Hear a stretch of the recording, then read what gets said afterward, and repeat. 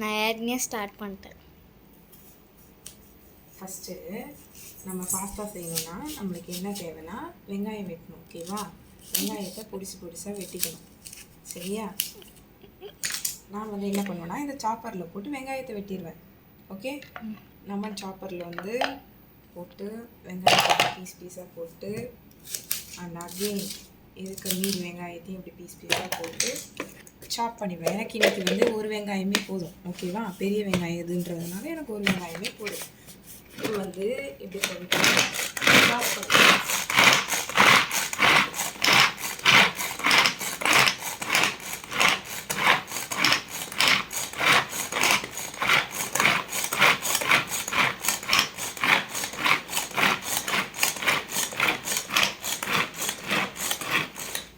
இதில் போட்டு சாப் பண்ணால் குட்டி குட்டியாக சீக்கிரமாக வெட்டிடுன்றதுனால அதனால் எனக்கு இந்த சாப்பரில் தான் எனக்கு சாப் பண்ண தெரியும். நான் வெங்காயத்தை சாப் பண்ணி எடுத்துக்கிட்டேன். இதில் வந்து எனக்கு தேவையான பச்சை மிளகா வந்து உங்களுக்கு எவ்வளோ தேவையோ அவ்வளோ எடுத்துக்கணும். ஓகேவா? நான் ஆனால் 5 போடுறேன்.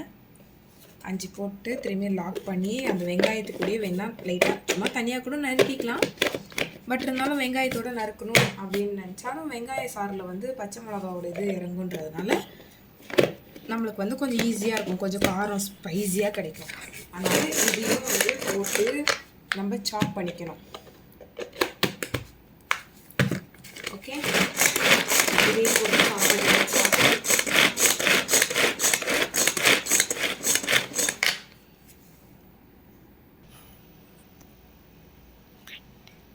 நெக்ஸ்ட் வந்து ஸ்டவ் ஆன் பண்ணிட்டு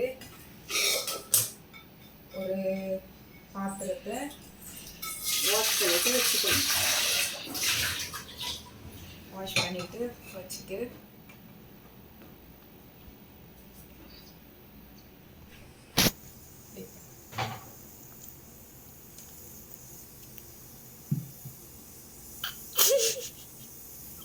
வானல் வந்து இந்த மாதிரி ஹீட் ஆகிட்ட அப்புறமேட்டு இது கொஞ்சம் ஹீட் ஆகட்டும்.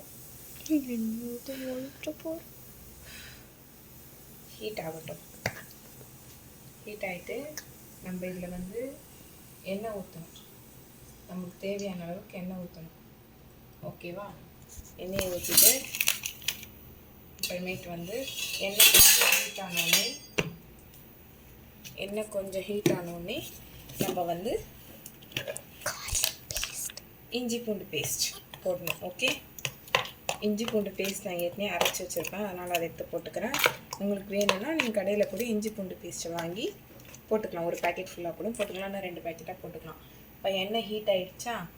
எண்ணெய் ஹீட் ஆனோடனே நான் வந்து எனக்கு இஞ்சி பூண்டு பேஸ்ட் நிறையா போட்டிங்கன்னா நல்லா டேஸ்ட்டாக இருக்கும். நான் ஒரு 2 டீஸ்பூன் இஞ்சி பூண்டு பேஸ்ட் போட்டுக்கிட்டேன். இஞ்சி பூண்டு பேஸ்ட்டை வந்து அப்படியே எண்ணெயில் வந்து லைட்டாக ஃப்ரை பண்ணணும். எண்ணெயில் ஃப்ரை பண்ணிங்கன்னா செம்ம சூப்பரான ஒரு ஸ்மெல் வரும். அந்த ஸ்மெல் வந்துச்சுன்னா ஓகே. நெக்ஸ்ட்டு வந்து நம்ம சாப் பண்ணி வச்சுருக்கோம்ல வெங்காயம் பச்சை மிளகா, அதை எடுத்து போடணும். இஞ்சி பூண்டு பேஸ்ட் வதங்கிட்டோடனே பச்சை வாசனை போனோடனே நம்ம சாப் பண்ணி வச்சுருக்க வெங்காயம் பச்சை மிளகாவை எடுத்து இதில் போட்டு நல்லா வதக்கிக்கணும்.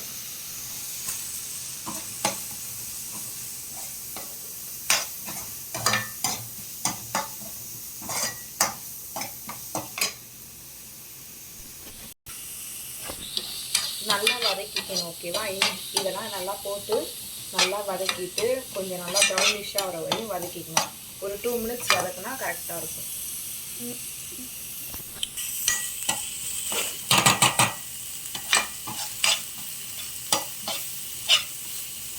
நல்லா வதக்கிட்டு கொஞ்சம் ப்ரௌனிஷ் ஆனோடனே நம்ம வந்து மசாலா ஐட்டம்ஸ்லாம் சேர்த்துக்கலாம். ஓகேவா?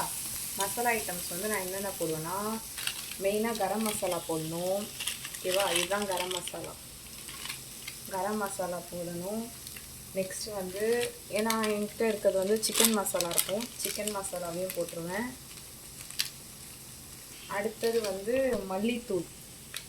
மல்லித்தூளும் கொஞ்சம் போட்டுப்பேன், ஏன்னா காரத்தை கொஞ்சம் லைட்டாக குறைக்கும். நெக்ஸ்ட்டு வந்து தனித்தூள் உங்களுக்கு வேணும்னா சேர்த்துக்கலாம், வேண்டாம்னா ஸ்கிப் பண்ணிக்கலாம். ஓகேவா? கொஞ்சோண்டு நான் லைட்டாக துளியளவு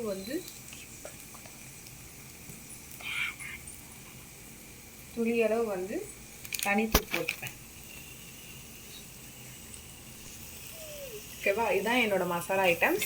நெக்ஸ்ட் வந்து அப்படியே இதை நல்லா மிக்ஸ் பண்ணிக்கணும், நல்லா வதக்கணும் மசாலா ஐட்டம்ஸ். நம்ம செய்கிற பாஸ்தாவிலே மெயினாக டேஸ்ட் எதனால் வரும்னா நூடுல்ஸ்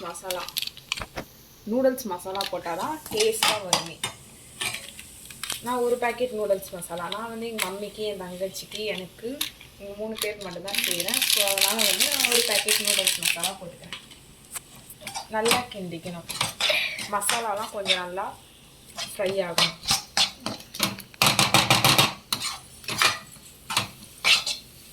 மசாலாலாம் கொஞ்சம் நல்லா ஃப்ரை ஆனாலே நெக்ஸ்ட் வந்து நான் என்ன பண்ணுறேன், இது அப்படியே ஒரு ஓரமாக நவுத்திக்கணும். நவுத்திட்டு நீங்கள் என்ன செய்யணும்னா, நான் வந்து ஒரு 3 எக்ஸ் எடுத்திருக்கேன். 3 முட்டையை எடுத்து இதில் சைடில் வந்து அதை ஓரமாக நவுத்திட்டு இந்த சைடில் 3 முட்டையை ஊற்றுவேன்.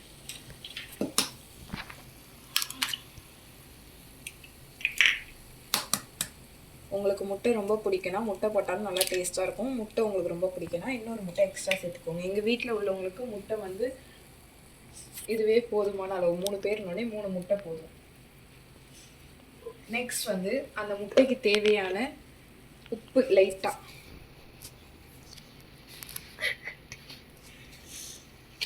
லைட்டாக எடுத்து லைட்டாக போட்டுட்டு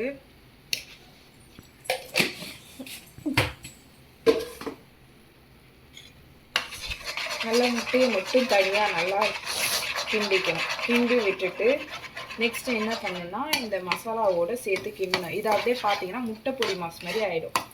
இதை நீங்கள் தனியாக தோசைக்கு வேணும்னாலும் இதோட நிறுத்திட்டு கூட இதை வந்து தனியாக தோசைக்கு சப்பாத்திக்கு எல்லாத்துக்குமே வந்து சைடு டிஷ்ஷாக கூட சாப்பிட்டுக்கலாம். இது அப்படியே முட்டை பொடி மாஸ் மாதிரி இருக்கும். ரொம்ப சாதாரணமாக சாதத்தில் கிண்டி சாப்பிட்டாலும் ஃப்ரைட் ரைஸ் மாதிரி ஆகிடும்.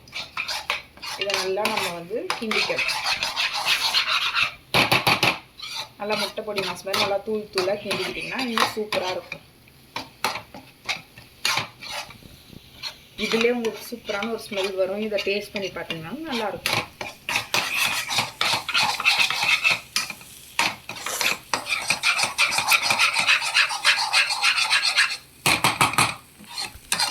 அவ்வளோதான், முடிஞ்சிருச்சு. இதில் உங்களுக்கு ரைஸ் வேணுனாலும் ரைஸ் போட்டு கிண்டிக்கலாம், நூடுல்ஸ் வேணுனாலும் நூடுல்ஸ் போட்டு கிண்டிக்கலாம்.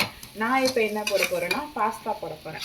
பாஸ்தா வந்து நம்ம முன்னாடி இதெல்லாம் சமைக்கிறதுக்கு முன்னாடியே தண்ணியில் வந்து கொஞ்சம் தண்ணி கொதிச்ச உடனே கொஞ்சம் ஒரு ஸ்பூன் உப்பு போட்டு 1 ஸ்பூன் எண்ணெயை ஊற்றி நல்லா வந்து வேக வைக்கணும் பாஸ்தாவை. பாஸ்தா வந்து ரொம்ப வேக வைக்கிங்கன்னா குழஞ்சிரும்.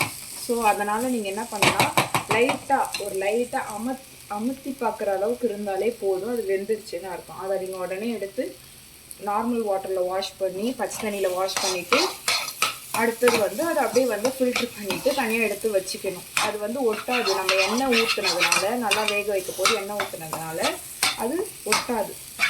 ஓகேவா, நான் இப்போ வந்து என்னோடய மசாலா ஐட்டம்ஸ் ரெடி. ஸோ நான் பாஸ்தாவை சேர்க்க போகிறேன். கொஞ்சம் கொஞ்சமாக போட்டு சேர்த்துக்க வேண்டியதான். உங்களுக்கு வேணுன்னா ஆயில் இன்னும் எக்ஸ்ட்ரா ஆட் பண்ணிக்கலாம். இல்லை உங்களுக்கு ஆயில் போதும் அப்படின்னு நினச்சிங்கன்னா இதிலே போட்டு செஞ்சு ஃப்ரை பண்ணிக்கலாம். அப்படியே வந்து மிக்ஸ் பண்ணிவிட்டு சர்வ் பண்ணிடலாம். அவ்வளவுதான், சூப்பரான பாஸ்தா ரெசிபி. Pasta ready. ஸ்பைஸியாக வேணுன்னா உங்களுக்கு எவ்வளோ தேவையோ அவ்வளோ போட்டுக்கோங்க. நீங்கள் யோசிக்கலாம், என்னடா உப்பே போடலன்னு யோசிக்கலாம். நீங்கள் எதனால் உப்பு போட தேவையில்லைன்னா, நீங்கள் வந்து பாஸ்தா வந்து நம்ம முன்னாடியே வந்து வேக வைக்க போது உப்பு போட்டுருவோம். நெக்ஸ்ட்டு வந்து முட்டைக்கும் தனியாக உப்பு போட்டுருவோம் கொஞ்சோண்டு. ஸோ அதனால் உப்பு நல்லாவே இருக்கும். நூடுல்ஸ் மசாலாவிலையும் கொஞ்சம் உப்பு டேஸ்ட் இருக்கும். ஸோ உங்களுக்கு வேணும்னா லைட்டாக வேணால் இன்னொரு வாட்டி முட்டை பொடி மாஸ் பண்ணி போட்டு சேர்த்துக்கலாம். ஓகேவா, சூப்பரான பாஸ்தா ரெடி. இதை நல்லா கிண்டி விட்டுட்டு சர்வ் பண்ணிடலாம் எல்லாருக்குமே.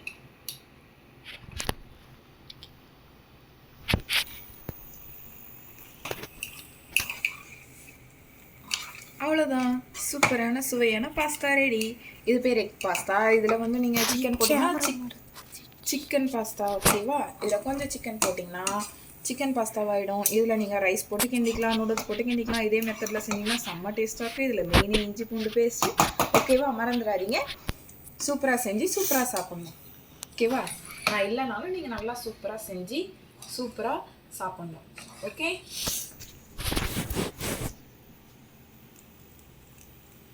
பாய் பாய்.